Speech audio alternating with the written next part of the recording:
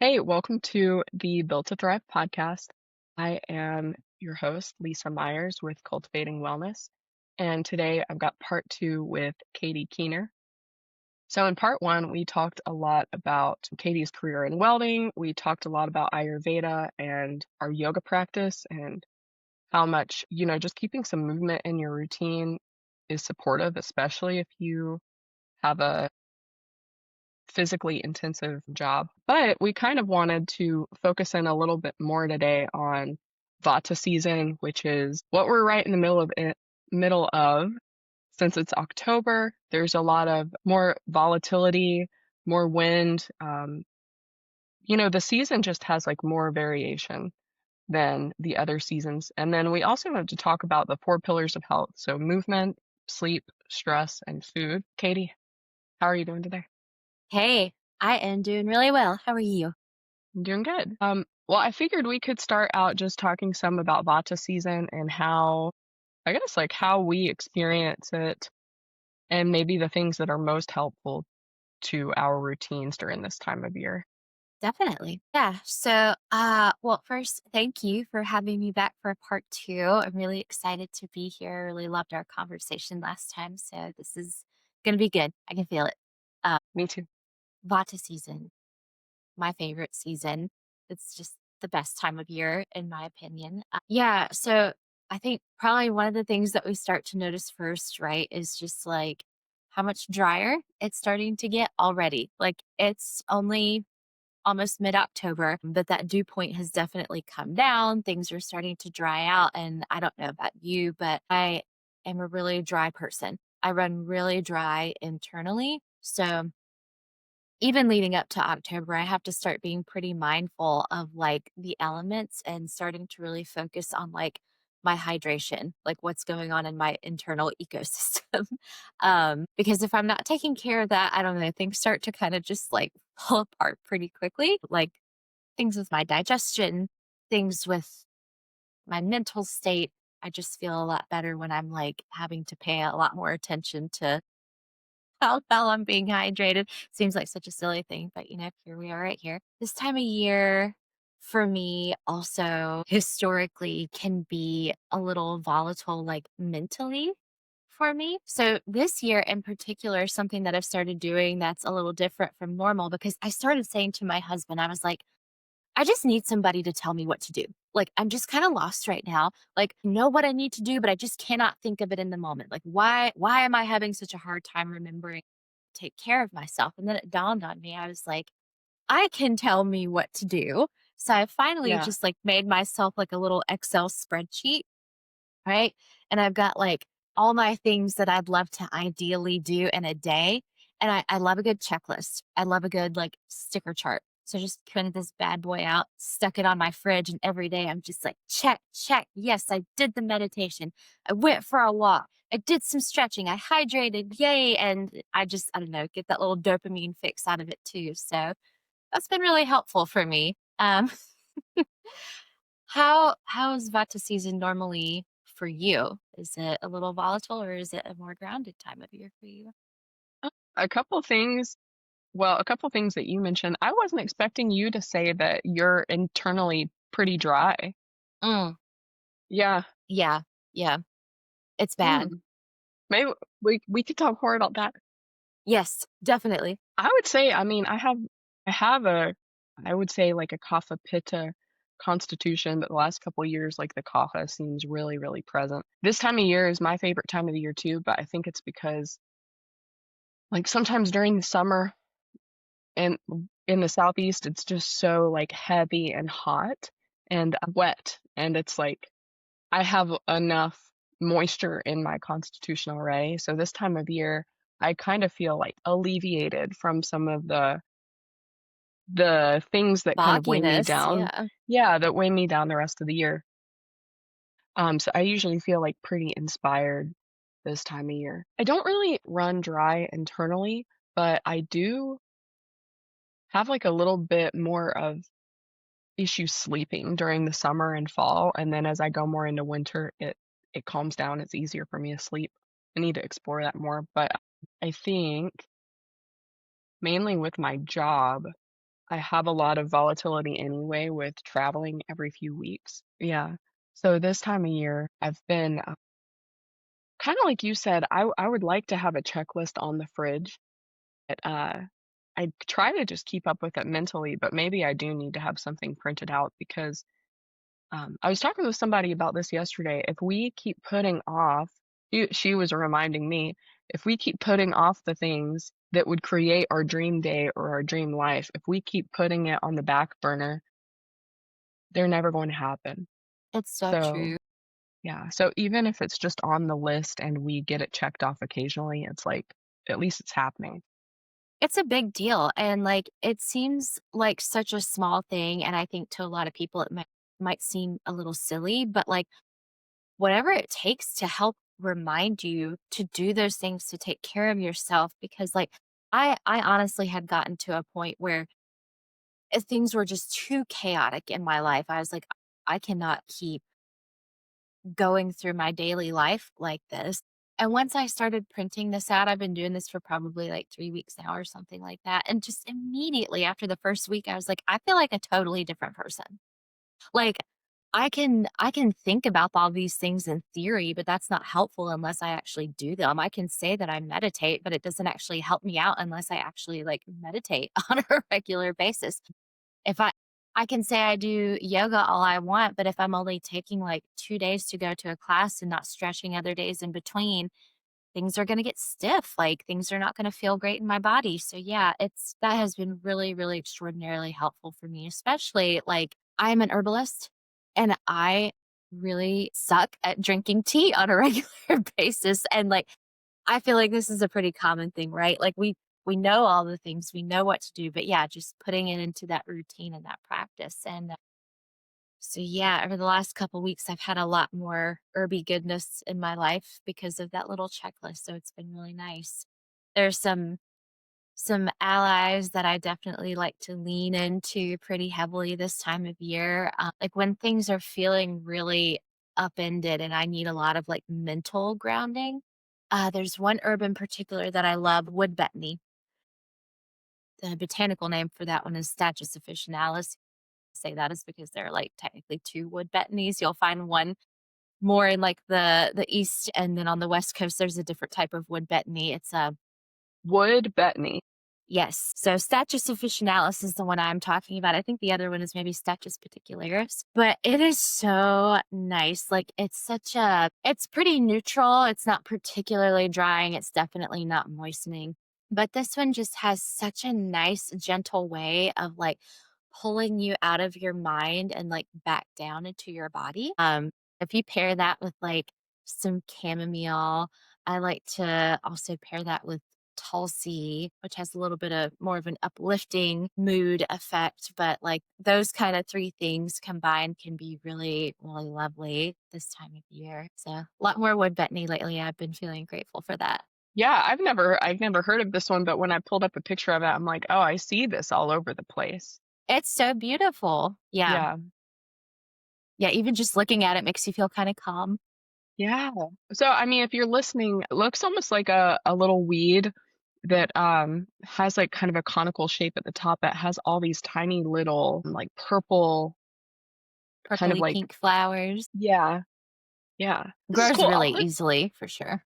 I'll put some links, whenever we send out the show. I'll, put some links in the show notes. Yeah, definitely. I did wanna ask what else is on your, so in Ayurveda, the seasonal routines are called Ritucharya, which just means seasonal routine. And what else is on your checklist? Okay. So on my checklist in a day, my ideal day, sometimes I get all this done, sometimes I do not. It's fine. I I don't need to be too like, I don't know, restrictive with Rigid. myself.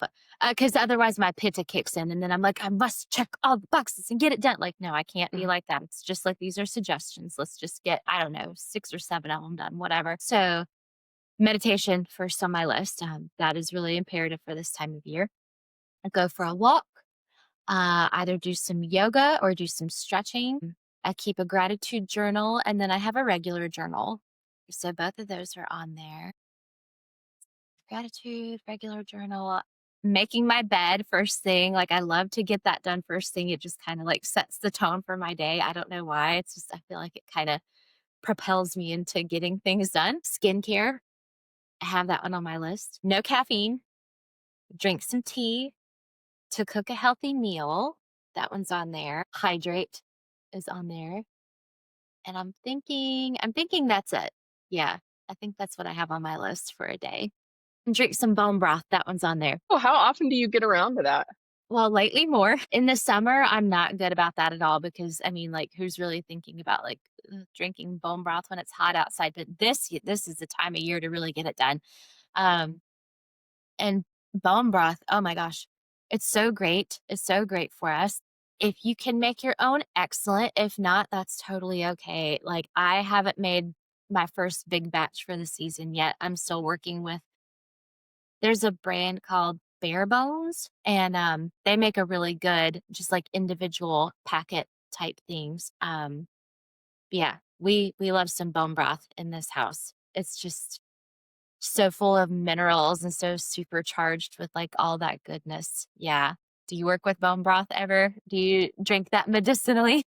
We were making some like last year, but I didn't get super into it. I don't know. I need to give it another.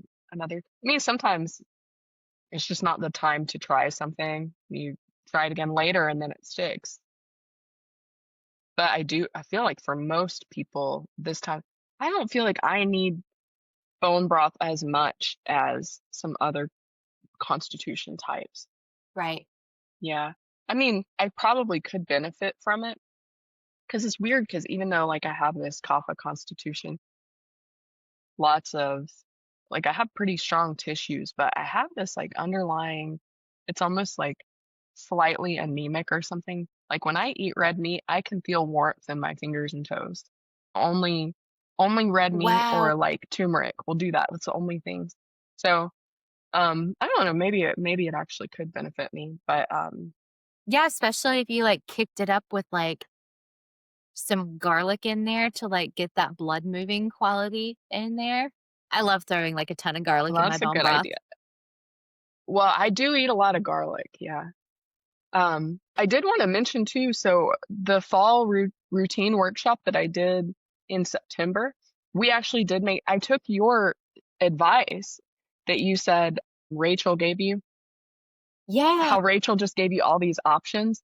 So I made a checklist and I was in the workshop, I was like, here's a million things that you can do. Here's why it's helpful. Pick three. Yes. How did Yeah. that go? I think it went really well. I really like the checklist. Can I show you the checklist real quick? I'll Please, I'll yes, turn I my love a checklist. yeah. I can send this to you if you want. Please do, I would love to have it. Yeah, this is it. So I've got on here habit, more liquid diet, add healthy fats, hot teas, layered clothing, Yes. magnesium, triphala, breath work, bowel movement, setting an alarm. So I have like I've got triphala on here a couple times. I've got self massage or self massage with oil. Yes. And Yes. then we've got like different options like screens off 1 hour before bed, no screens after 9 p.m., and in bed by 10 p.m. You can't, if you're starting from scratch, it's like screens off 1 hour before bed's probably going to be the best thing. And I Yeah. kind of have Yeah, it. We've got bedtime for morning, we've got tongue scraping. And tongue scraping is like the easiest place to start with for any of sure. these. And Yeah. just incorporate that into your morning pretty easily. Yeah, I love this. And, it's good no matter where you are on the spectrum in terms of self-care. I think, like, we all need these little reminders for, like, where to start, how to start, and just remembering, like, just pick one thing. Like, just start with one thing, that's okay. Yeah. And just, like, get really good at doing that one thing, get really regular with it, and then just build from there. Yeah, I love it. I especially love the, oh, you were talking about the oil massage on there. That's something that I really try and focus on this time of year too, because like I said, being really dry, it is the nicest thing. I just love, like, getting out of a shower and just, like, really taking my time, like, rubbing that oil into the joints. It feels so good. It's so soothing. Yeah. Super nice. I have a big thing, like a giant thing of Mahanarayan oil, which is like Oh. super stimulating. So today I'm going to, oil up and then I'm gonna go to Hawaii and sit in sauna. Ooh, Yeah. And so that sounds like really nice. for you guys listening, when you go into the sauna or do any kind of heat after putting the oil in, it kind of opens up your pores and allows the oil to penetrate more deeply. Um, it's really powerful. That sounds really nice. I'm excited for Yeah. you. Thank you.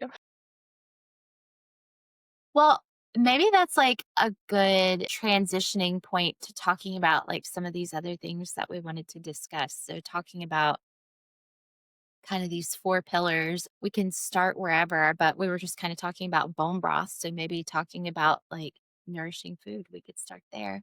If that's Yeah. it, was there anything else you wanted to talk about with Vata season? I mean, I feel like we'll still be mentioning Vata season because, like, right now you really need healthy fats, and that's part of a nourishing diet.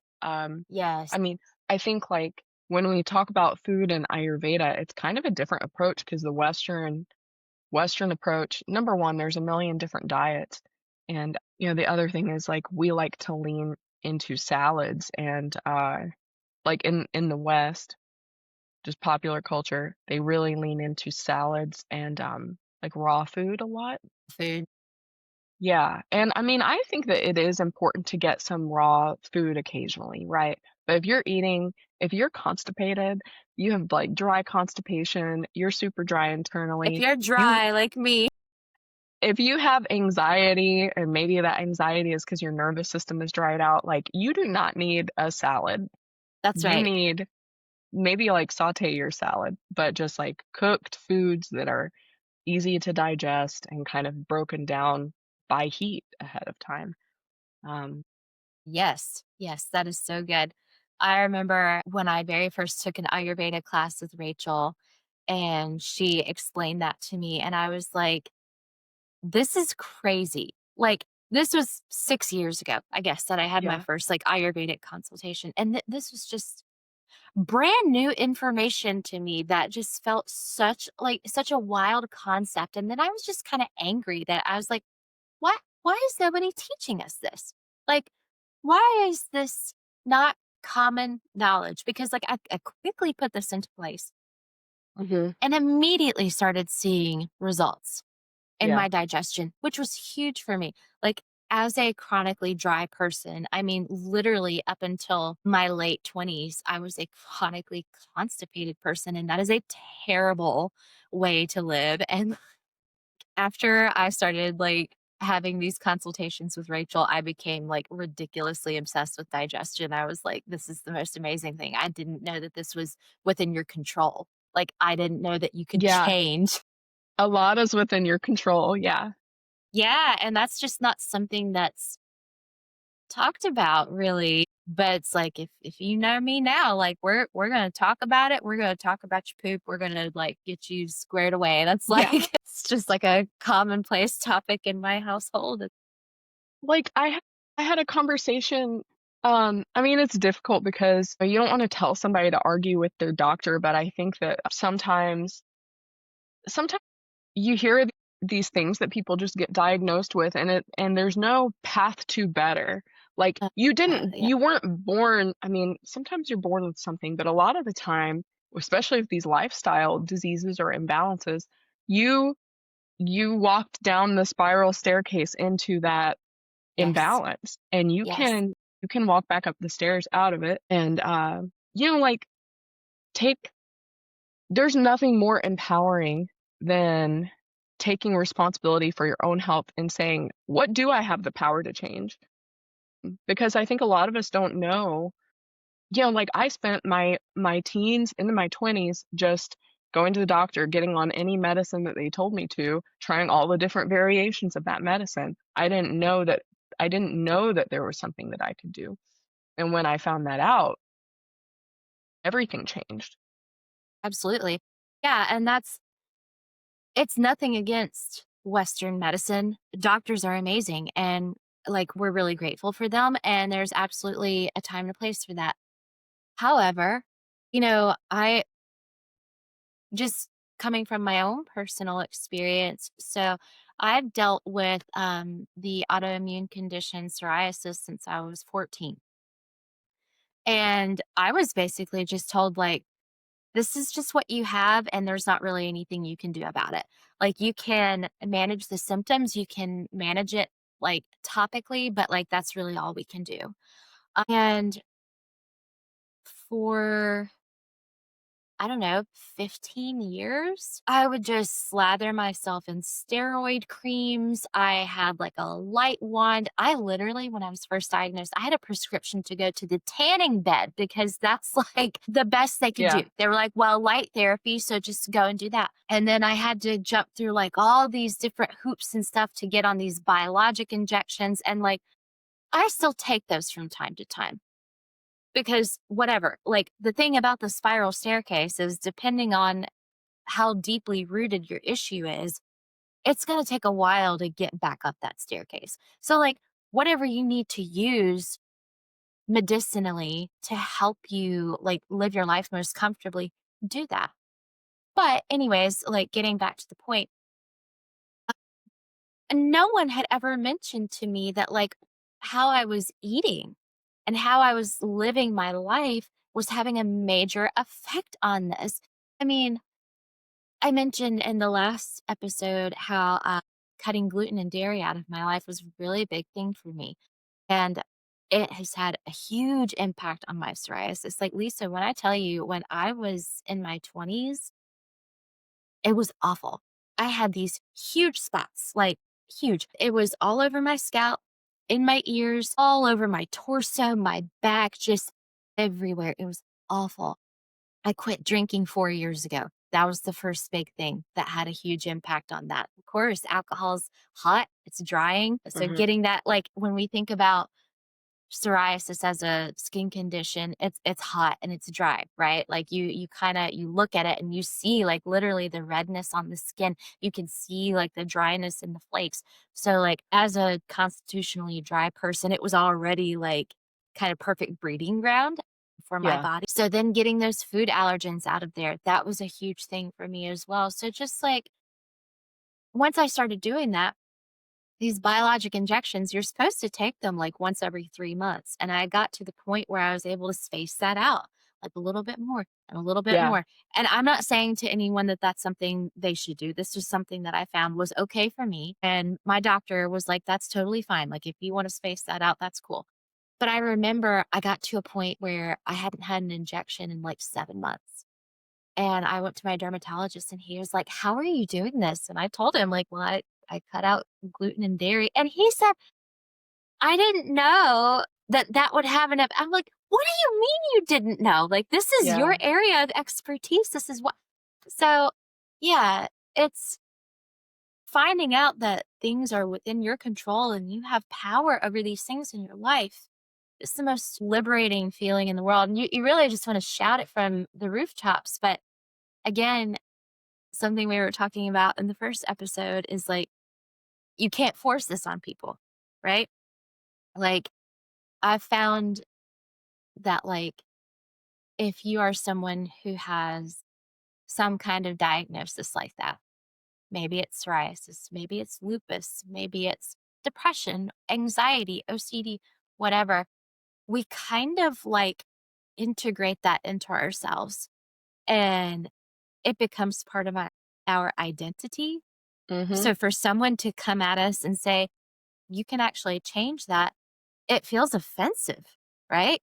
It feels like, I have this very serious thing that needs to be treated with very serious medicine, and this isn't Yeah. just some silly little thing that you can This fix with. can't be balanced with diet. That's right. I have a very serious condition, take me very seriously. And, like, Yeah. obviously that's when we know, like, okay. And I've learned over time, like, even gonna bring this to the table. Like, if you ever Yeah. reach a point in your life where you're curious about it, then we can talk. But it's not my place to tell you that, like, fix your gut health. Talked about this at work with coworkers. Someone told me once, I was like, "Do you think I should bring this to someone's attention?" And they were like, "Look, if you bring it up before they are ready, before they ask, before they're ready to hear it, you're the asshole." And I was like, That's right. Oh, you're right. Like, they've gotta get to the point where they almost ask or something, and can we talk about, like, the whole concept of expertise for a minute? Like, Yeah, what I have noticed and people don't talk about enough is just because you're like, someone might call me an expert in solar, right? But, like, okay, there are multiple facets of the solar industry. You've got residential. People try to talk to me about rooftop solar all the time. I can talk with you about what's going on in your house in a general way, but I don't know really any specifics about that industry. What I know is like utility scale solar farms. And even then, there's so many layers. There's, the people talking with the landowners about purchasing their land or leasing their land. There's people designing the systems. There's people trying to get subcontractors to come and build the system on the land. There's all these different aspects. Literally, my expertise is material handling in solar farms see, yeah, or like mechanical installation. And even like with mechanical installation, there I can't drive piles in the ground myself, but I can do quality checks on it. I can tell you all about the material. So even when your doctor, who's supposed to be an expert on psoriasis, you probably went to a specialist, like yeah. they are they are a specialist and an expert on a particular aspect of how psoriasis shows up, but not necessarily all the different approaches or perspectives on psoriasis. That's right. They're literally a dermatologist. Their specialty is with skin, not with nutrition. Like Not with they're not digestion. That's right. Like, so they're not at fault for not being privy to these things. I mean, I think we're starting to understand more and more that like in the medical field, in Western culture at least, nutrition is an extremely small facet of their education, broadly Yeah. speaking. And to the rest of us who are working holistically, we're like, boy, that is the nuts and bolts of what we're doing here. That is like, it's everything. Like it's the core. It's what we're And most even if passionate about. even if you have the right nutrition, if your constitution or like if your health is impacted to where you can't digest that nutrition, Yep. it's like, Well, and then we shift the saying, right? It's not you are what you eat, it's you are what you digest. Because yeah. if you're not digesting it, then it becomes toxic to you. So then in a sense, you are what you don't digest too. That's right. That's that. Yeah, absolutely. Well, I'll use that word toxic lightly. I obviously don't mean like it's going to kill you, nothing like that. Um, so yeah, I think we're at a good place to kind of like dig in a little bit in this first pillar. So in the first episode, I was kind of talking about like in herbalism, it's not just about the plants. We work with kind of what are considered these four pillars. And the four pillars being nutrition, stress, movement, and sleep. And we kind of look at these things like as a compass and like where is one struggling the most at the moment? If it's food, we'll start there and we'll just kind of work our way around. We kind of spiral around and just keep tweaking these things as we go. And the goal is to just, always be observing and tweaking and adjusting and doing what needs to be done with these four things. So when we talk about good nutrition, well, what does that mean? Of course, that is different for everybody. Everyone's body is different. We kind of already touched on one of those main things, and first and foremost for me would be like if you are a person who has kind of like tried all the things. Man, I have tried exercising. I've tried doing this. I've tried doing that. I eat a really healthy a really healthy diet, but I'm still struggling with digestive issues, skin issues, my energy levels are still terrible. The first thing I would want to look at is testing out like maybe you have some food sensitivities. Maybe it's not a full-blown food allergy, but just kind of playing with the concept of food sensitivities. My first two big ones were the gluten and dairy.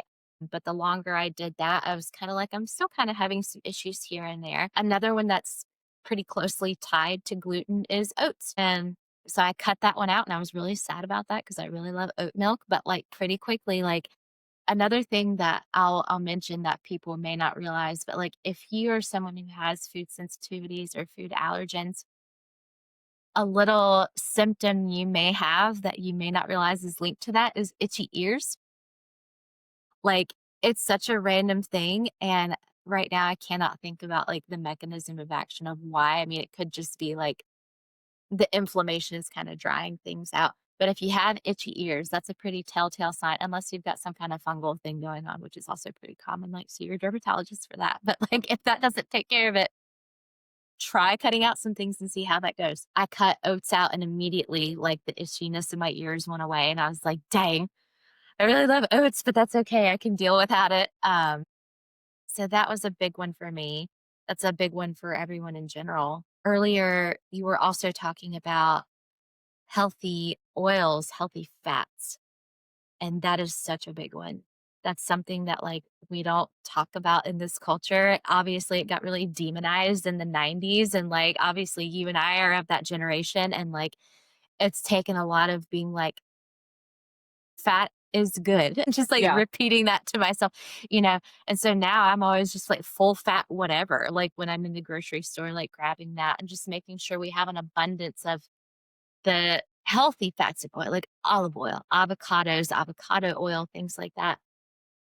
Another reason why this is so important, and a lot of people may not realize this or even think about it, like healthy fats are really crucial to our mental health as well because our nerve cells are coated in what's called the myelin sheath. And the myelin sheath is literally made up of fat. So, Yeah.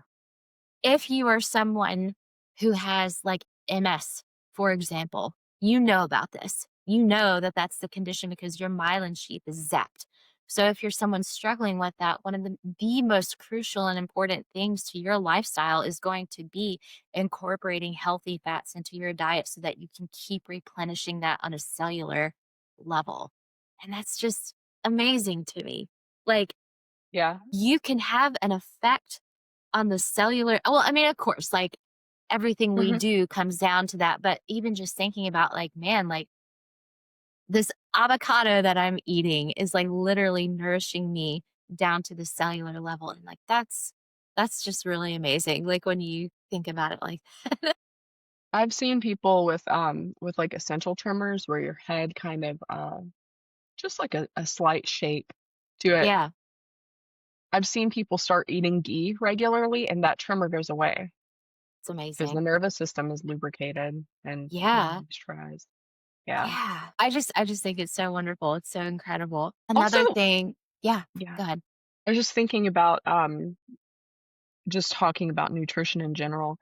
Like, sometimes I'll have discovery sessions with people, and they just tell me literally throughout the entire day, all they're having is just ultra processed foods. I'm talking like, start out the day with a Mountain Dew or start out the day with a Red Bull, Mountain Dew throughout the day, uh, Slim Jims throughout the day, and then like the little Debbie cakes and stuff. And it's like, if you look at the back of those packages, the list is like a mile long of ingredients. And Right. it's like, what are these things? If you can just if you're starting out, just switch to like a healthier version with less ingredients of those things. Right, right. Yeah, This feels like a pretty exclusively American thing, right? Like, if you go overseas and you look at packaged food, even things that are considered that not considered, things that are processed foods, the labels are totally recognizable. The ingredients are like things that you know. real And things, yeah. I'm not gonna like demonize like everything that I don't know how to pronounce. Like that's not the issue. Like there are things in there that it makes sense. It's not like Yeah, everything is toxic to the body, but more to the point of simplicity, with the ultimate goal being whole foods, just yeah. Well, to whole, me, it's simple like ingredients, you are increasing the toxic load on your body. So it's no like your doubt. body is, your organs are made to filter things and excrete wastes and stuff, right? But it's kind of like I mean, with any piece of, like, machinery or anything, if you overwhelm the system with too much at a time, it breaks down, it causes issues. The same thing happens in our body. Just lighten the toxic load and see what happens. That alone Absolutely. that Definitely. alone That's a can. huge thing.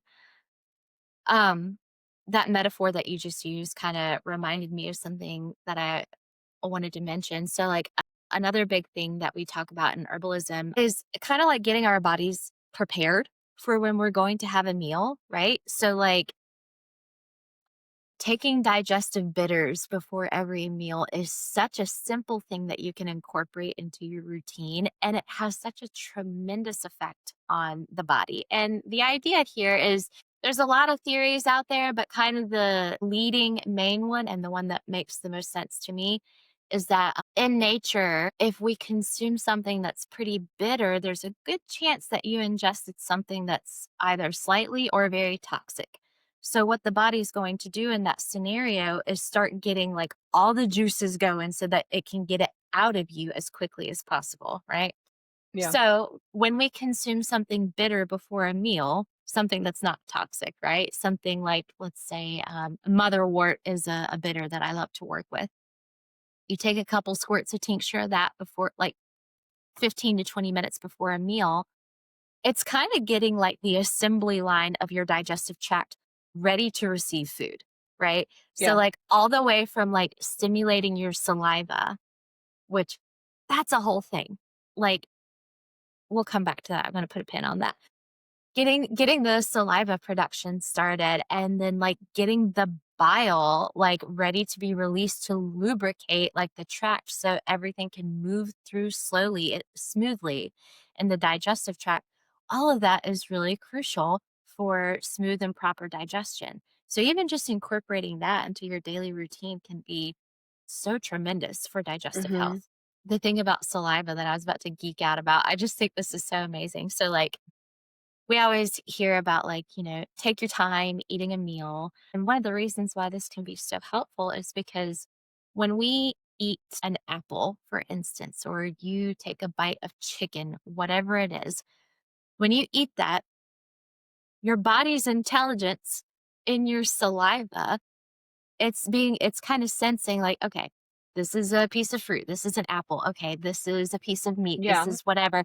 It's sending the signal to your liver which enzymes it needs to get ready to break down this food, Yeah.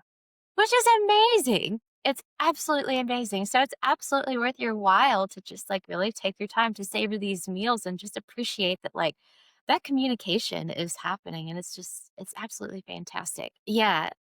And so you were talking about decreasing the toxic load in the body, and that is another thing that I kinda wanna say something about because I feel like there are a lot of people who are coming to the table holistically nowadays and people getting really interested in this. And then there's a lot of pushback, especially in the United States.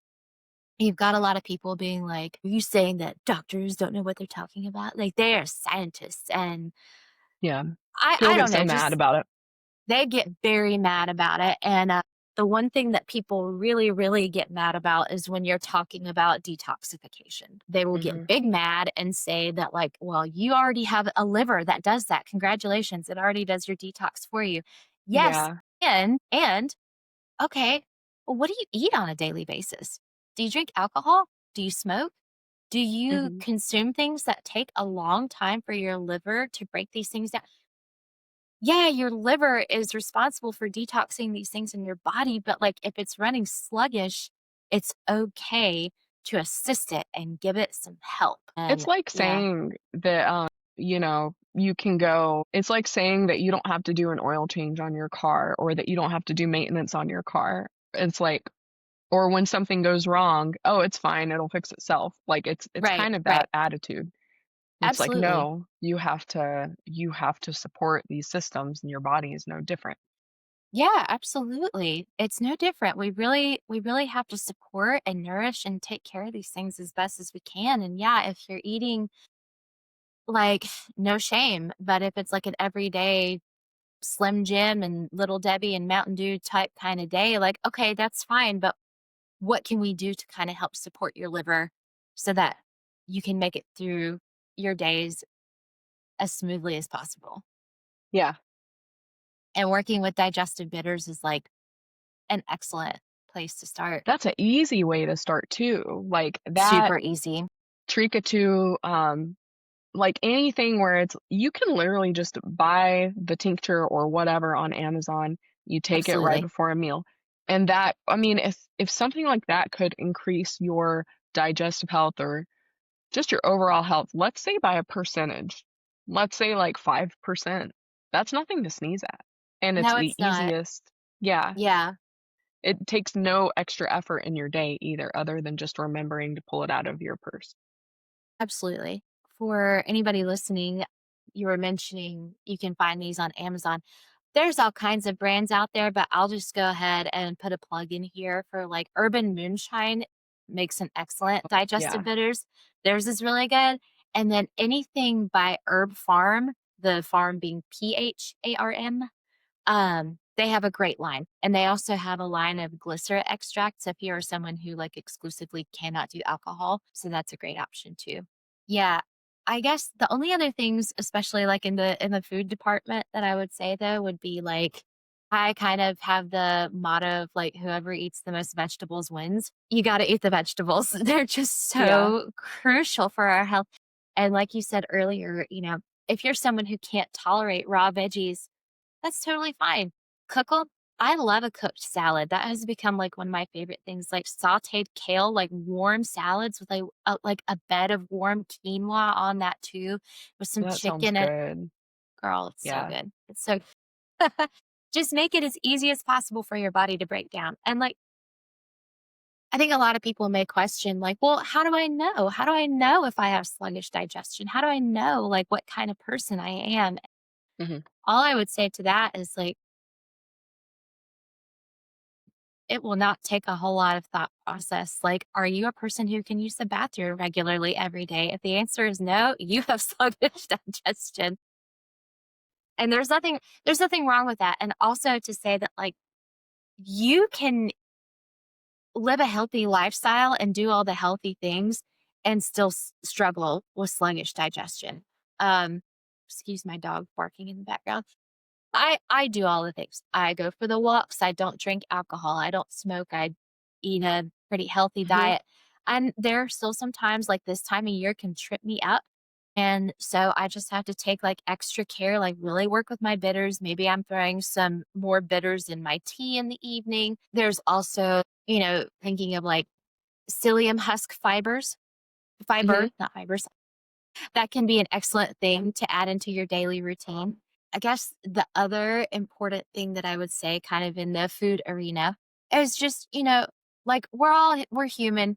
Unless you're one of those superhuman people who is like amazingly dedicated to not eating refined sugar ever, like great, that is fantastic.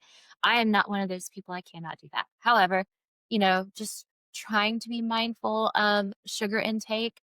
If you really take a moment and think about like what all it is you eat in a day, you may be like really surprised at how much refined sugar you're actually eating in a day. And this is all again, it's really taxing for our liver. It causes a lot of inflammation in the body, and runaway excess inflammation is what ends up leading to a lot of different diseases. That's how I wound up with psoriasis. Like that's my condition that I'm dealing with that I'm trying to get out of. It could be, you know, a multitude of things for different people. But with sugar specifically, like I feel like for a typical American, you could wake up and say, okay, I'm going to have a bowl of cereal for breakfast and maybe a piece of toast with that, or like maybe oatmeal and toast. Okay. And then for lunch, I'm going to eat some tacos on flour tortilla shells and then chips and dip. And then for dinner, I'm going to have spaghetti with like So you've ragu got sauce. bread at every meal. If you're eating bread at every meal or like even your spaghetti sauce, whatever, like all of that translates to sugar. And I'm not here to demonize that. I'm not here to villainize that. It's just a matter of like taking a step back and really taking a look at like what is it that we're eating in a day. 'Cause I think a lot of folks don't realize that, like, bread really translates to sugar in our bodies. That's not to hate on carbs, like, we do need carbohydrates, that's totally fine. But, yeah, just kinda taking a look at that and reevaluating, like, "Well, what else could I be eating?" You know, like, healthy animal protein is so essential for our bodies, like, to do what our bodies need for them to do. Like, we utilize animal protein to be the building blocks of so many things within our own bodies.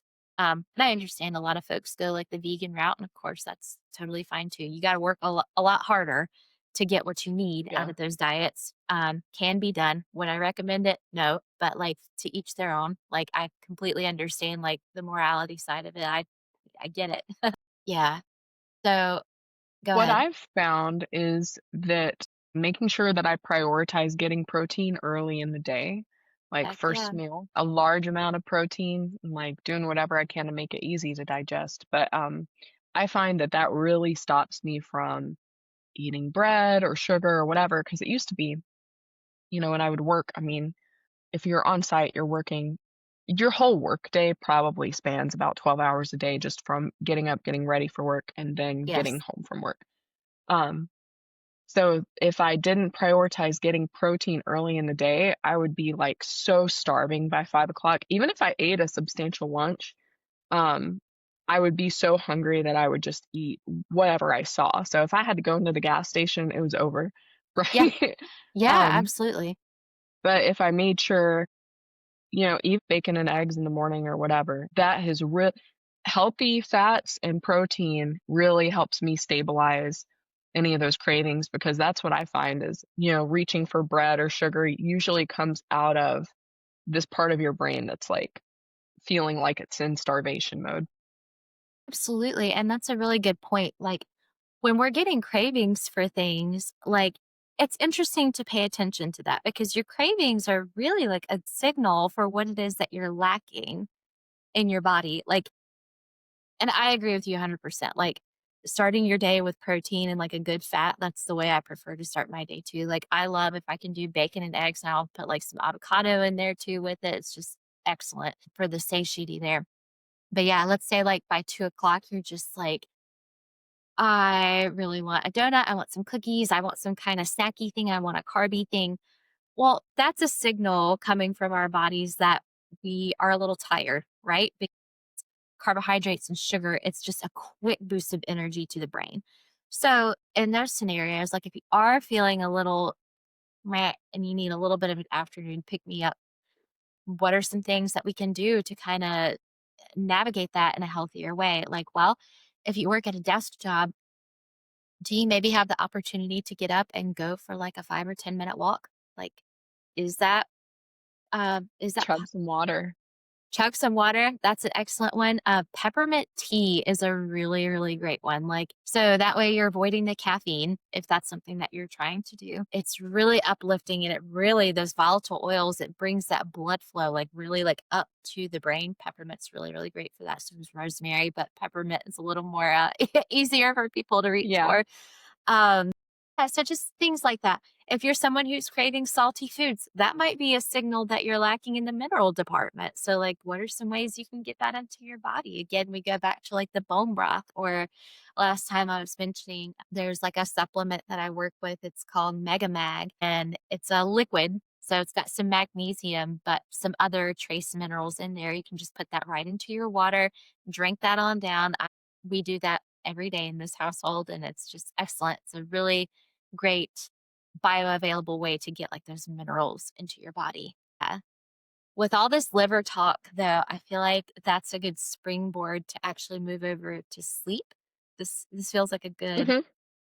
Yeah. segue here. So I'm gonna take that opportunity and roll with it. So uh, big fidgeter over here. Another thing that we do in our culture, and I'm notoriously bad about this, we're trying to work on it in our household. Eating late dinners. It's Yeah. definitely in our Man, culture. yeah. It's a tough one. But at least for me, like I'm still getting like an appropriate amount of hours in between like when I'm eating and when Mhm. I'm going to sleep. So like I'm gonna take that win. But let's start from the basics here for people who are listening, and this might be like brand new information. So, getting to bed at a reasonable time and creating like a regular sleep routine is really, really crucial for kind of maintaining the same like sleep wake cycles on a pretty daily basis. Is really great for our brains. And the reason I wanted to transition over from like food into this, we were talking about the liver, like, okay, well, Katie, how does that play into our sleep? Okay. So your average healthy adult is going to need about 7 to 9 hours of sleep per night, and that's pretty non negotiable. You've got Mhm. some outliers here and there who can handle like 4 hours and they're like, I feel great. I feel fine. Like, okay, that's fine. I believe you. But like your standard cookie Yeah. cutter adult is going to need that 7 to 9. But the thing about that 7 to 9 hours is that your liver really requires like every bit of that to get through its to-do list, which is massive. It has so much to sift through at night. One of the reasons why our livers are so active at night is the way that the blood vessels run in the liver. It's easier for things to flow through the liver when we're horizontal, which is not the best, like, evolutionary, like, get up for us, but it's what we've got. So that's why it is so active and doing its thing in the evening. We're sifting through hormones, we're doing all kinds of things. Okay, so getting back to when we're eating our dinner. Ideally, bare minimum, we need to give ourselves about 2 hours from when we eat our last meal to when we go to sleep. But ideally, we're making that more like 3 hours or Yeah. 4 hours. That's gonna be really great for us because when we go to sleep, let's say that I have a bowl of pasta for dinner like an hour before I go to bed. Okay. When I go to sleep, my body's primary job then is to break down that meal. And especially if it's a really carby meal or even heavy on the protein, that's really difficult for my body to do while I'm sleeping. How does your liver play into this and not just your stomach? Our liver is responsible for cycling through all of our hormones. And arguably, insulin is our most important hormone because without that one, we die, right? So Yeah. your liver has to prioritize the food situation before it can even think about doing anything else. So if you've bogged it down with a really heavy meal and you go to sleep almost immediately after that, that's going to take up a huge chunk of time. And our hormones end up having kind of this cascading effect, right? So if we're having to take up all this time doing one thing and we can't do the other things, things really start to fall to the wayside. And the least important of those things for women, especially being our sex hormones. Like, Mhm. you don't need that to survive on a daily basis. You do need your insulin levels and blood sugar levels to be correct on a daily Yeah. basis. So, if we're having issues like PMS, we're struggling with hormonal acne, we are dealing with just whatever hormonally, it's worth taking a look at how close to bedtime are you having your meals? What are you having to eat It's like, before you go to I mean, sleep? so the liver's like ramping up around 10 p.m., right? And it's kind of like if you're digesting all that heavy food, it's kind of like missing a week of garbage pickup. But if you're doing that every Absolutely. night, it's like, there's a lot of garbage in the system. A And lot of garbage in the system. Yeah. yeah, we kinda the best way to think about it is I feel like we're kind of running like 1 to 2 hours behind. Like our entire day is just a little bit, I guess, just like in our Western society or whatever. We're kind of always like running to catch the bus. And if we lighten up our dinner, have like an earlier, lighter I mean, these are all like body thrive habits, right? Earlier, lighter dinner and then early to bed. If you can kind of just shift everything back an hour or 2, then it's kind of the difference between running to catch the bus or, like, being there 10 minutes early. Yeah. That's how Yeah. I don't know. That's the way I think of it, and the easiest way to get to that point is by figuring out how to make these things easier for you. If I want an earlier dinner, what do I need to do to make sure that I can have something prepared earlier? How do I make it lighter? And it's just kind of, like, shifting that priority priority mindset, I think, Mhm. We and can it come helps back with to it that. helps with stress too. For sure, absolutely. Yeah, I mean, we can kinda come back to the concept of that checklist again, like, maybe that's something that you could make for yourself, like, what do I need to get done in a day to make sure that I'm eating dinner by 7:30 tonight? And just kinda working backwards from there, like, "Okay, when do I need to stop what I'm doing? When do I need to start cooking dinner? Do I need to have things prepped beforehand?" Yeah, so many things fall Yeah. into this. So that's the food side of sleep, which sounds weird, but, I mean, it's important. Yeah.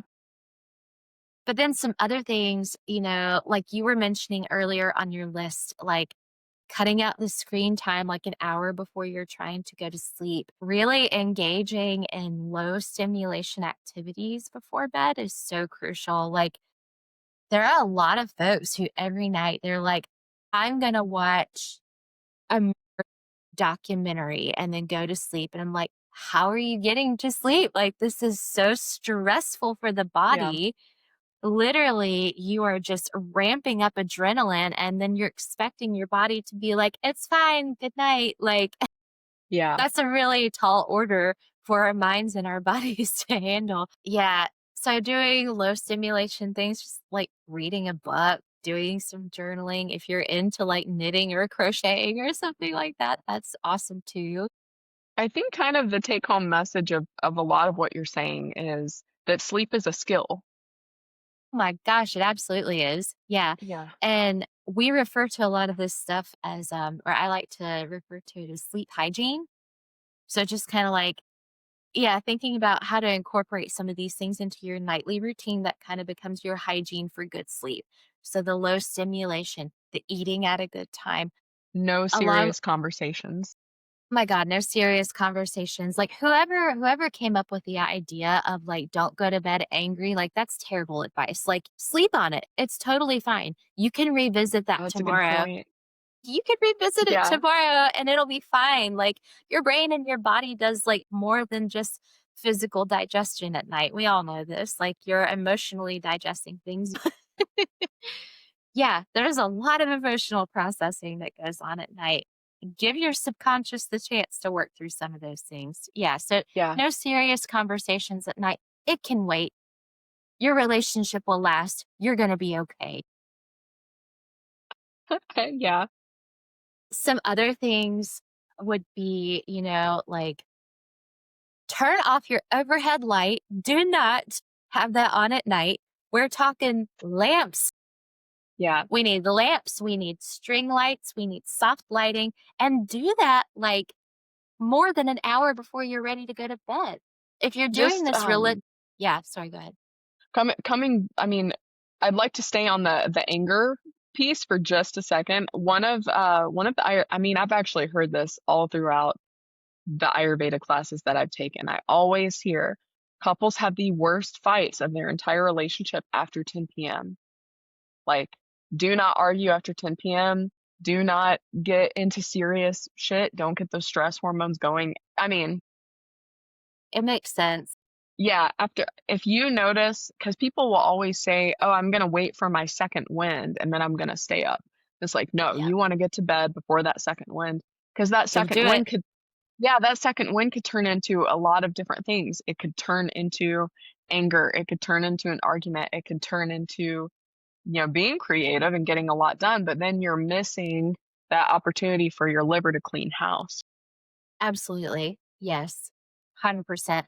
Yeah, and if we're trying to have these really serious conversations late at night, I mean, nobody's at their best mentally. Like Yeah. Uh-huh. you are not gonna do your best, prefrontal work here in this conversation. Like, it needs to wait. You need to reset. Absolutely. I agree with that.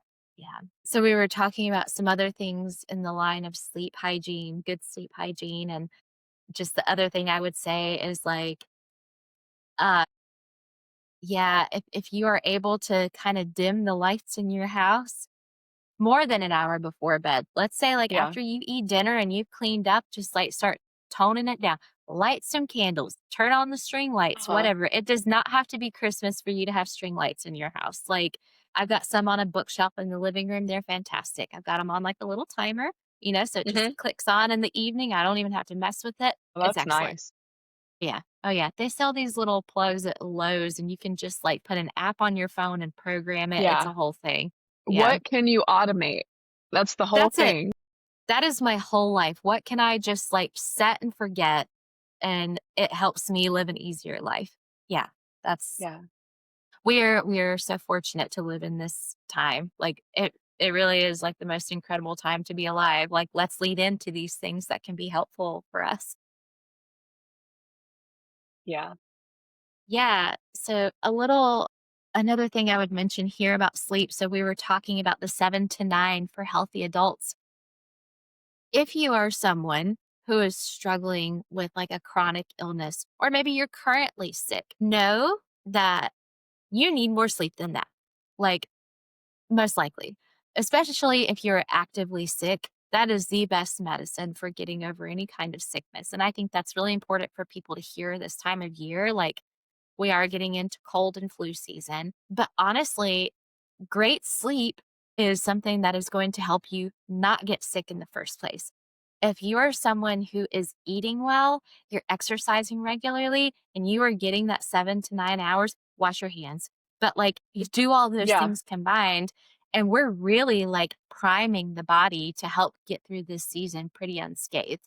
Now, if you do find that you're sick, give yourself ample amount of time. We don't live in a culture that really promotes that, and it's really unfortunate. But if you are able to, take the time that you need off of work to rest and recover, please do that. Like, it's so essential for your body to get that kind of rest.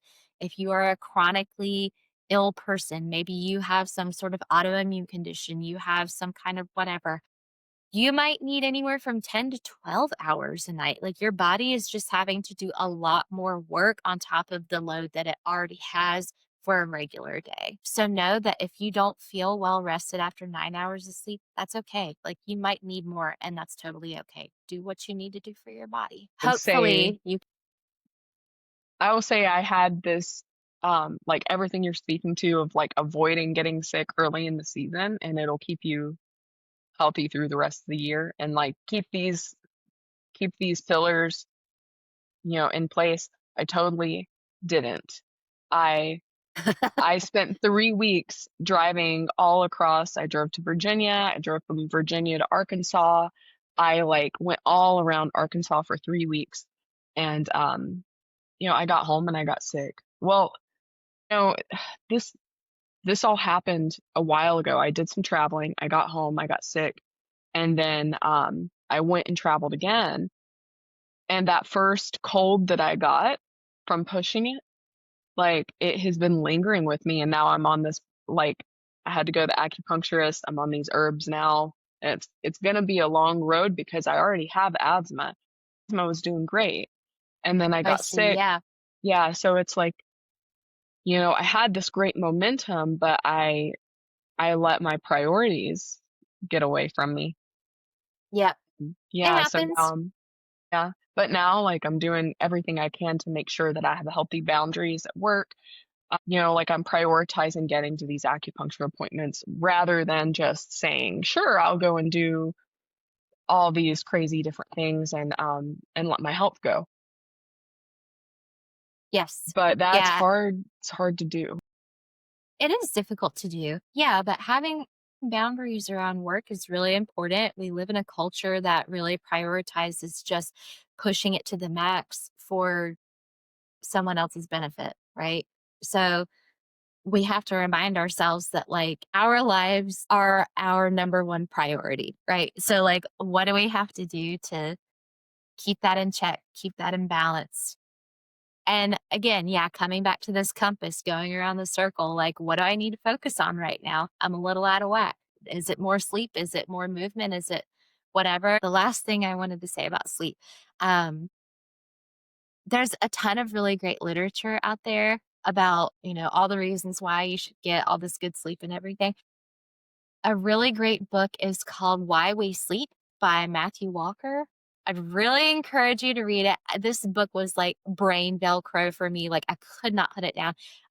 It's got like all the scientific facts in there. So, because like, even though we love our holistic stuff, we still love to have like But here's the number and the data on it. Like, I'm still an Yeah. American. I love to have, like, that little bit of security around it too. Anyways, really great read. It delves really deeply into this stuff, and it's a big eye opener. So I would encourage everyone to read it. It's got a lot Mhm. of great information. Okay. So then let's transition into stress because we all have it. We all have to deal with it. So there's like an appropriate amount of stress, right? Like we can't avoid it. And a little bit of stress is good in our lives. It helps keep us flexible, keeps us on our toes, keeps our thinking skills online. But when things become too much, that's when we need to clock it and be like, all right, how do I handle this? If we're to the point where we are just poorly reacting to everything, which is really where I was a couple weeks ago. Like my nervous system was just shot. I had to really do like a whole inventory, like take a Yeah. look at everything and start from scratch. Yeah. So for stress management, we're really kind of looking at all the other 3 things, right? Like, how are you nourishing your body? What does your sleep look like? What does your exercise look like? If we're looking at all those things and those look good and we still need a little bit of additional support, okay, like then I would be thinking about what are some herbal allies that I can call on to help me during this time. Like I mentioned at the beginning of this conversation, wood betony has been a huge one for me this time of year. It's very grounding. It very gently pulls you out of our thinky place and just pulls us back down safely into the body. Side note, but that can be like a really exceptionally beautiful thing for someone who maybe has a lot of trauma in their lives and struggles with dissociation a lot. Mhm. This is an herb that I think about for that a lot because it's just so gentle at what it does. So if you're someone who's kind of living out here a lot and you're Yeah. ready to kind of like reintegrate, that can be like a really lovely place to start. Yeah. It sounds like a subtle experience, and if you haven't, Yeah. I mean, a lot of people haven't really played around with herbs before. I don't know, it's something that you have to experience to really understand. Because what does that mean? Like, being all up here and then coming back into your body, unless you've had the experience. Whenever you take those herbs, I feel like there's this moment that clicks where you're like, "Oh, I Mhm. noticed that it worked. I'm having the experience right now." But sometimes it can be like a few days before you notice it. It can be, yeah, depending on the situation because it is a very subtle shift. And that doesn't mean that it's not working. What that means is that it does it in such a beautiful transition that it's not jarring and you don't even really realize it's happening. Like Yeah, that's nice. all of a sudden you're just like, I am really relaxed right now. I'm so chill.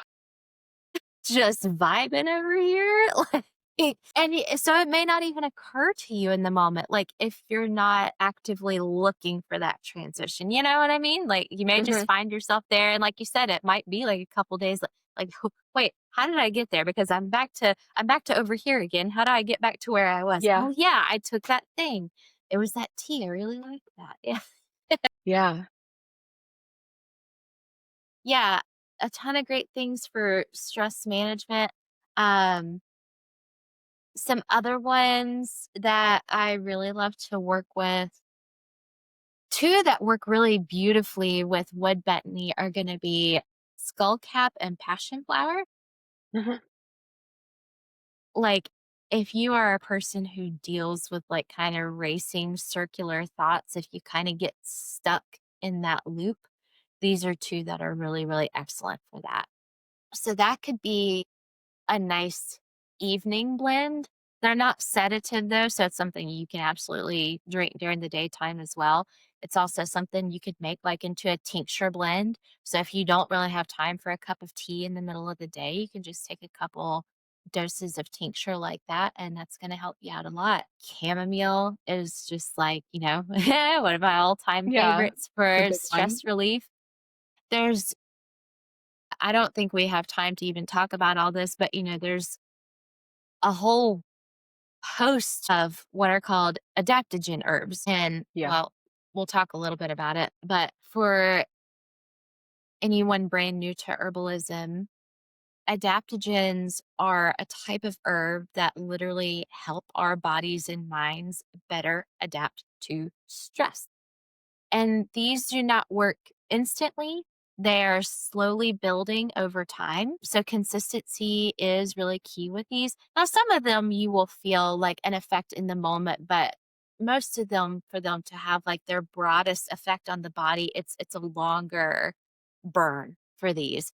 I'm thinking of like ashwagandha is a huge one. People are pretty big on ashwagandha right now, and that's great. But like, just know that like consistency is key with that. It's not just like a one and done type thing. I've never really felt anything from one dose of ashwagandha. Like, Yeah, you must just kind of stick with it over time. it's like weight training. Yes, Yeah, definitely. Stick with it, get in those herbal reps every day. Uh, herbal reps every day. yes. Let's see, like reishi is another great Yeah. one. Now excuse me, I work with that one in capsule form. I don't super love supplements most of the time because that's a whole nother deal with like they're looking at a particular constituent and they're gonna take that extract to be like, what is the thing in turmeric Mhm. that makes turmeric do its thing? It's curcumin, so they take that and Yeah. concentrate it. But I find it to be less effective when they do that.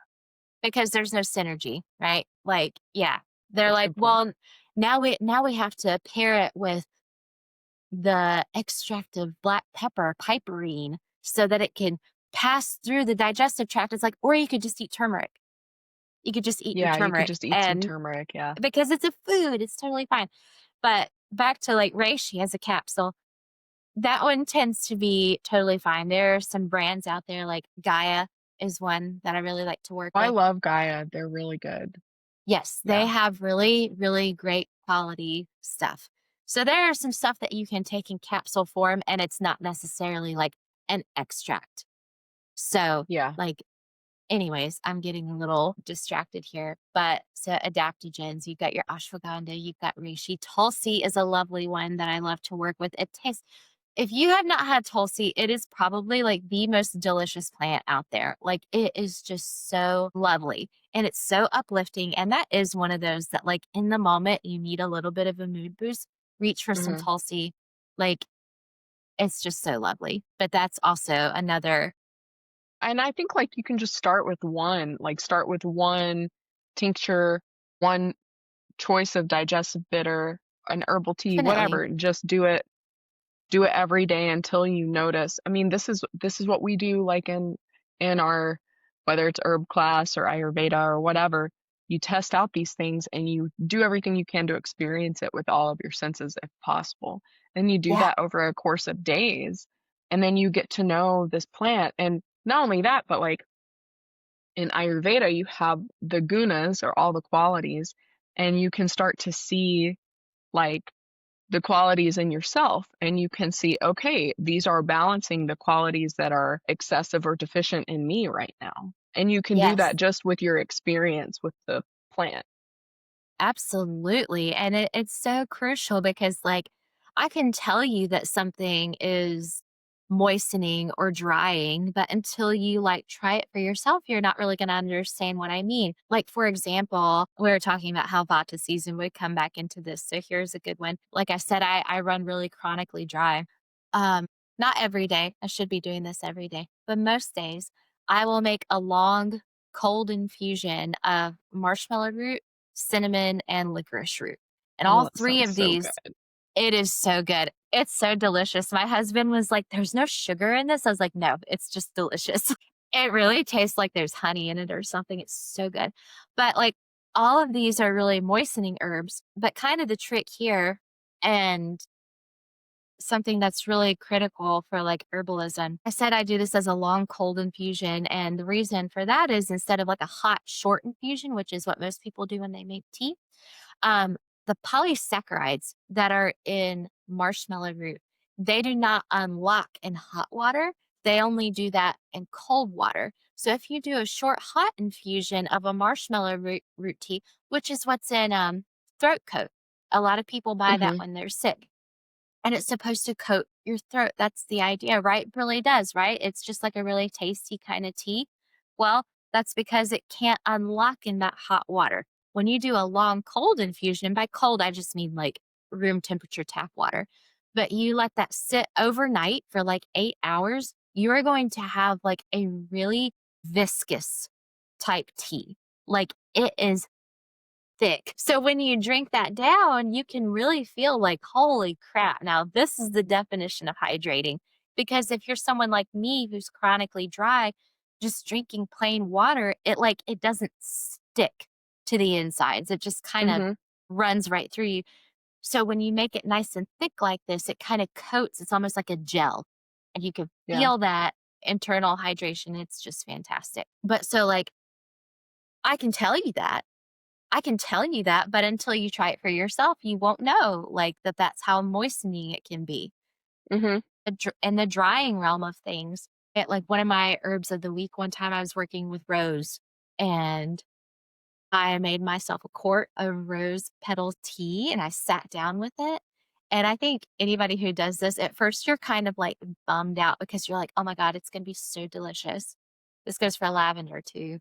And then you Yeah. sit down and you're just like, "Ew, like, this is not as lovely as I It's, was like, a little bit expecting." bitter. I didn't expect this to be bitter. It is. You're like, "This isn't as romantic as I dreamt it up to be."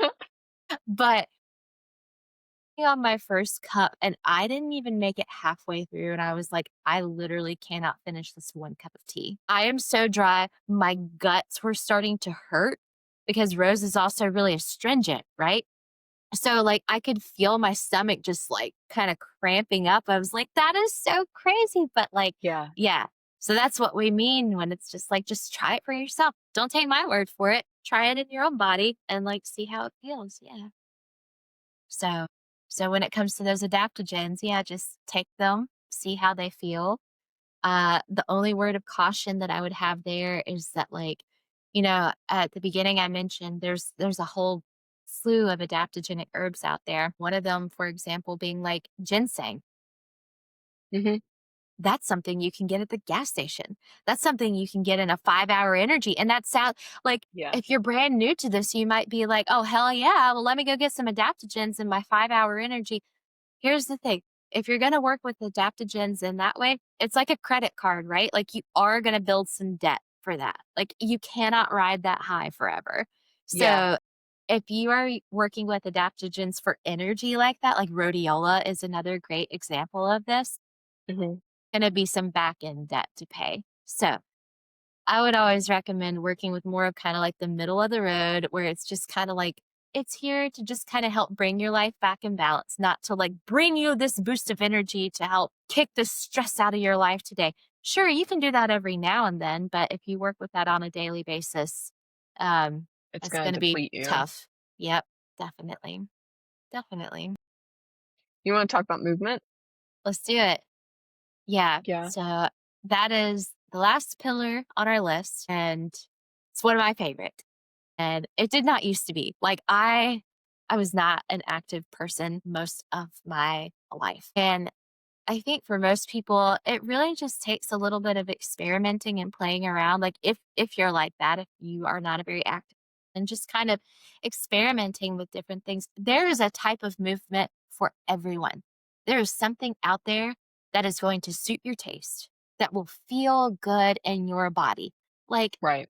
I tried it. I hate it. I suck at it. I don't want to do it. Like, it is not a fun time for me. Please don't ever ask me to do it. Walking, I will do that all day long. Yeah. Yoga feels so amazing in my body. Earlier, you had made a little metaphor about our livers and how if they're not running up to snuff, that like the garbage can kind of collect, Yeah. right? So I'm going to apply that now to movement. So, like, one of the many reasons why we have to have an abundance of movement in our lives is because, so for our blood, we have a built in pump, right? It's our heart, it does the work for us. Our lymphatic system, though, does not have a pump. Well, it does, but you have to manually pump it, and it's through our muscles. Like, Yeah. that is the way that the lymph moves through our bodies. And our lymphatic system is such an incredible gift. It's really amazing all the work that it does for us. And that is also going to be like our trash system. Yeah, Like if the we are sewage not moved, system. that's it. It's the sewage Yeah. system. Yeah.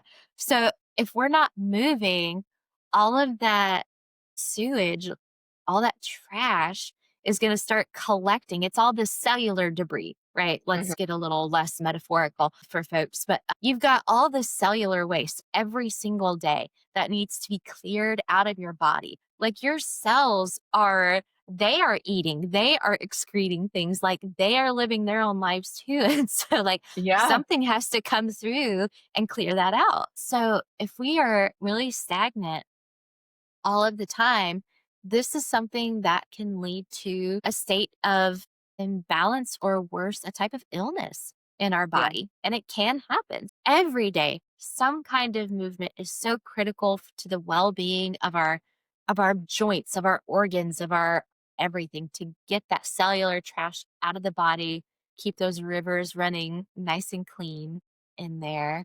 I Super tell important. people if they're, like, super low motivation or, like, just they need something, but they have a high resistance to get started. Just, like, stretch while you're watching TV, stretch Oh while my you're gosh, scrolling, like, easiest definitely. place to start. And, like, stretching increases testosterone, gives you, like, this nice sense of calm and well-being. It doesn't have to be yoga, just stretch. And Yeah, yeah, doesn't have to be, definitely. like, holding a crazy pose, just do No. your body will kind of, like, guide you to what it needs. Yeah. And if you're not there yet, like, don't sweat it. You will get there. Because there was a time and place where I thought that was, like, the wildest thing. People would be like, I'd hear people talk about, like, I don't know, needing to strengthen, or they wanted to work on a certain area and they just, like, knew what to do, and, like, I did not have that mind body connection. I was like, how do you just know that, like, how do you know that, like, if you wanna work your obliques, that a side plank is gonna do that? And now that seems so funny to me because, like, I get it now, but, like, we have to start somewhere, and, like, just moving your body, just getting that mind-body connection going, like, that will help you so much. And back to what you were saying about, you don't have to do yoga, you don't have to do, like, a crazy thing just to stretch. When I started making that checklist for myself a couple weeks ago, and I told you, like, I literally just need someone to tell me what to do.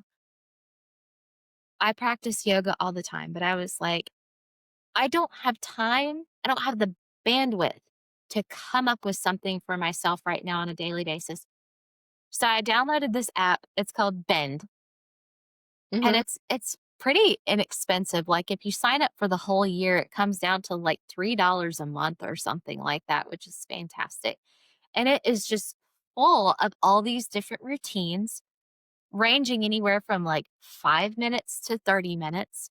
And you can plug in there like, I'm a beginner, I'm intermediate, I'm an expert.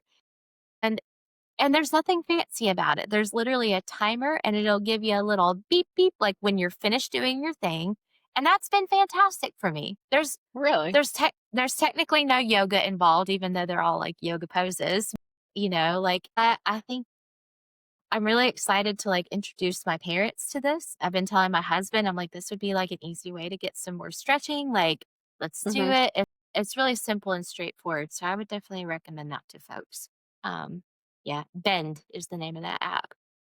Yeah. You were It's talking on the last, conversation that we had about, like, having a physically intensive job and how, um, I just think about how many people I know that they would think, "Oh, my job is physical enough already." But it's yeah, like a lot of the time it's repetitive movement or like it's not mindful. I think that there's a lot to be said for kind of like asking your body what it needs and just having space and time to explore that, even if it's just with stretching. I don't want to get too far off course, but I had a conversation with someone this week and they were talking about their stress. And I was like, how does it show up in your body? And they just could not speak on that at all. And just giving yourself time to have some body awareness, you might start to notice that you have some physical stress. right. Right. What do you mean, Lisa? I'm just stressed. Like, I don't know. Yeah, Yeah. it can be hard to pinpoint. And something you were just talking about though, about like having a physical job or people saying they have a physical job, but it's like really repetitive stuff. Something that I think a lot of people don't think about is like you can have a physical job and still be relatively sedentary, right? Like you can be on your feet all day long and still be kind of stagnant. Like you might consider it to be like a physical job, but like if you're kind of standing in one place all day, just kind of doing the same movement over and over again, that's still pretty stagnant. Um, Mhm. and maybe that's not the case for like everyone who's listening, but like in those scenarios, and even if you do have a highly physical job, even if you do have a highly physical job, I guarantee you're still relatively doing the same types of movements most of the time. Like for what we do for work, it's a lot of lifting because we're carrying like heavy things, maybe some overhead stuff. But for me, it's a lot of like upper body stuff. So I have to be mindful to do a lot of external, like I'm turning my arm out here, like a lot of external rotation with my shoulders and my arms because I'm Yeah. just kind of like inward still a lot. And yeah, just taking time, like either in the morning or in the evening, both is great. If you have time to do like a little bit of stretching in there. Um, I think a lot of people don't really realize like all the benefits of stretching and really like how vital it is for our bodies for like longevity and good health. But yeah, so having an abundance of movement in our lives, it's really critical for the overall health of our bodies, for like our maintenance, our internal maintenance, but also for our mental health. It is crucial. Yeah. I, I've actually, for the last several weeks, I've been dealing with a little bit of an injury. I've got posterior tibial tendonitis. And at first they were like, you can't go on any walks for a month. And I was like, what am I gonna do? Yeah. Like, that felt like a death sentence for me. But, I started seeing a physical therapist and they're like, "That not true, but, we need to scale it back a lot." Like, I think I mentioned in the last podcast, I normally go for like an hour-long walk almost every day in the mornings. And I've Yeah. had to scale that way back, and that's been difficult. But so I've been incorporating different things, right? Like I've been going to more yoga classes to supplement there. And I've also been doing a lot of chair cardio since I have a little bit of an ankle injury. And Mhm. like, that might seem a little silly at first, but like, boy, if you've never done it, it can really kick your butt. And I'm just like, this is great. I'm going to tell everybody about this Yeah. because like I'm in a place where like I need it right now. But it's also like maybe you just need something different for your routine. Maybe it's rainy Yeah. outside and you can't go for your walk and you need something different. Like I think it's an excellent thing that's out there. Like YouTube is a great tool. Um, and we should definitely use that to our advantage. See, you know, some other things to think about, like not just our mental health, obviously, like, or maybe not obviously, but with the movement to help like tone our cardiovascular system. That is so important. We really, really must do that. Another thing that they've been studying, it's been studied for a while now, but they're starting to realize that like some of our immunity also comes from like our bone marrow, like in our bones. And Hmm. I just think that is the most incredibly fascinating thing. And further with that statement, they're just like, AKA, maintaining strong bones is Yeah. really imperative and healthy for your immune system. So, weightlifting is really Yeah. great. It's literally Resistance great for your training. immune system. Yeah, any kind of resistance training, like, yeah, it's just like if that's the kind of reframe you need to think about lifting some weights, then take it. Like maybe you're an immunocompromised person, pick up some dumbbells, like just start doing a little bit of resistance training. You know Yeah. how many women tell me that they don't wanna look bulky, and so they won't do any resistance training, and it's like, okay, well, post-menopause, you're gonna have lose a lot of bone and muscle if you don't, and that's imperative to just functioning, like, not even worrying about looking bulky or whatever, but, like, you Literally, need like to function. Yeah, like if we are wanting to avoid osteoporosis, you must do some resistance training. It's and you're not gonna Really look important for bulky. women, especially. Absolutely, it's so crucial for women, and it's like, ladies, seriously, like, unless you are trying to look bulky, like, you're not gonna look bulky.